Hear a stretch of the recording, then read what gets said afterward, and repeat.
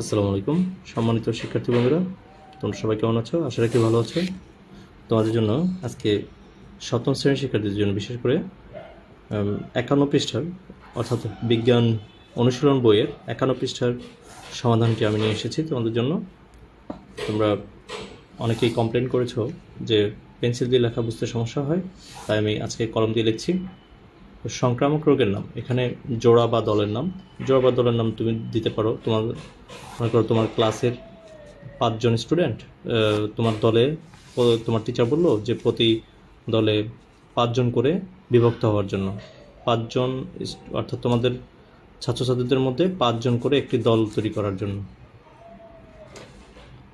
তো এখানে জোড়া বা দলের নামটি আমি লিখছি নিউটন।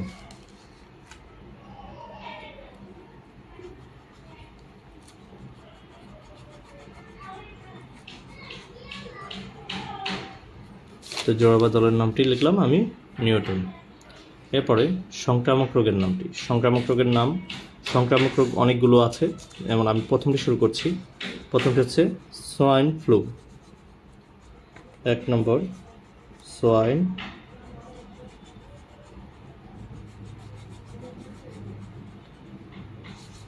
ফ্লু।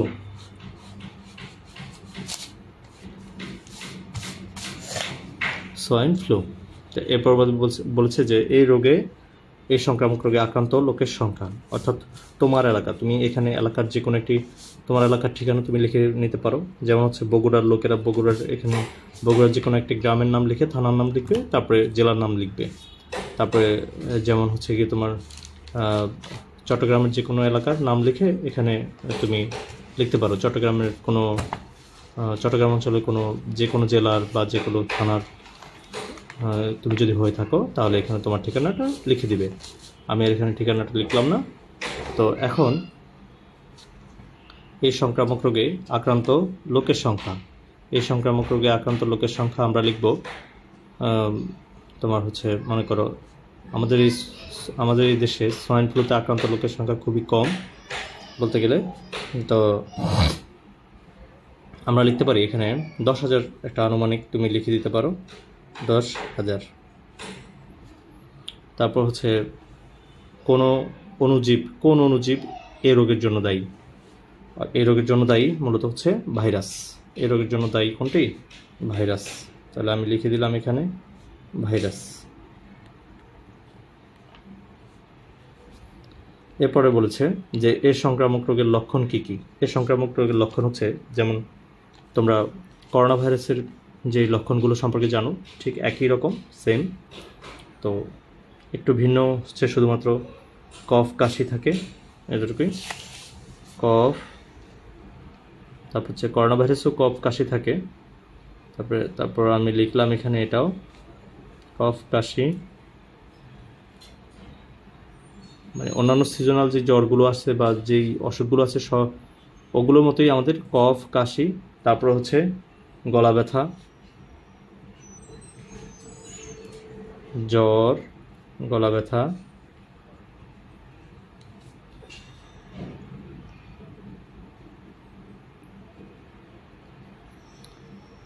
গলা ব্যথা, তারপর হচ্ছে শরীর ব্যথা,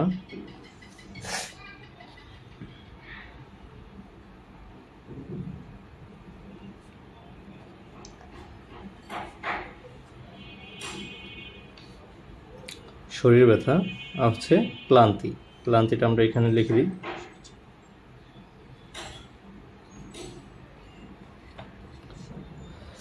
এবার বলেছে যে কিভাবে এই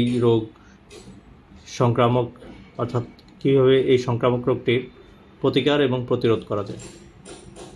এই রোগটির প্রতিকার করা যাবে শুধুমাত্র হাঁচি কাশির সময় রুমাল ব্যবহার করতে হবে। হাঁচি কাশির সময়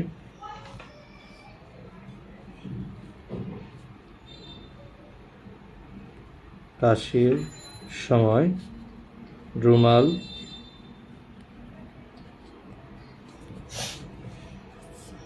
ব্যবহার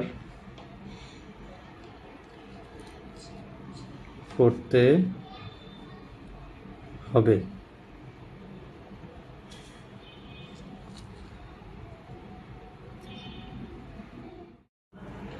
2 নম্বরে আমি যে বিষয়টি লিখব সেটি হচ্ছে করোনা ভাইরাস রোগ। তো আমি লিখছি করোনা ভাইরাস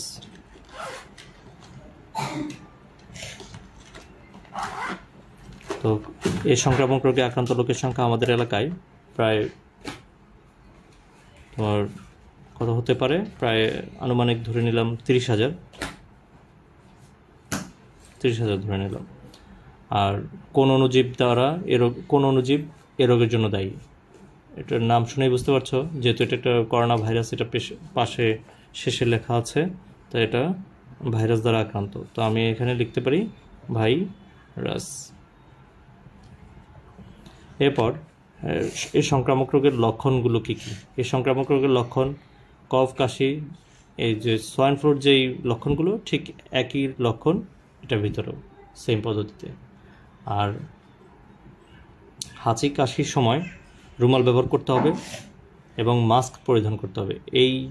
এই রুলসটা যেটা মানে এই যে সোয়াইন ফ্লুর যেই প্রতিরোধ আর প্রতিকার যেটা ঠিক এখানেও একই প্রতিকারই হবে, শুধুমাত্র এখানে লিখবে তোমরা, ওইখানে অবশ্য মাস্ক ব্যবহার করতে হবে, এখানেও লিখতে হবে মাস্ক ব্যবহার করতে। আমি ওইখানে লেখার জায়গা নেই, তাই আমি এখানে লিখেছি মাস্ক ব্যবহার করতে হবে। অবশ্যই সেটা হতে হবে সার্জিক্যাল মাস্ক ব্যবহার করতে হবে। আশা রাখি বুঝতে পেরেছ। তো এটা তোমরা অনেকেই বিজ্ঞানের অনেকগুলো পৃষ্ঠারই ভিডিও চেয়েছো, তো আমি পর্যায়ক্রমে সবগুলো ভিডিওই তোমাদেরকে দিব, সবগুলো পেজ সম্পর্কেই তোমাদেরকে ধারণা দিব। তোমরা আমার চ্যানেলের সাথে থাকবে, আর বেশি বেশি আমার চ্যানেলের ভিডিওকে লাইক, শেয়ার এবং কমেন্টস করবে। আর অবশ্যই যারা নতুন হয়ে থাকো তারা অবশ্যই আমার চ্যানেলটি সাবস্ক্রাইব করবে, আর অবশ্যই নোটিফিকেশন বেলটি অন করে রাখবে, যাতে নতুন নতুন ভিডিও আপলোডের নির্দেশনাটি তুমি পেয়ে যাও। খুদা হাফেজ, আসসালামু আলাইকুম।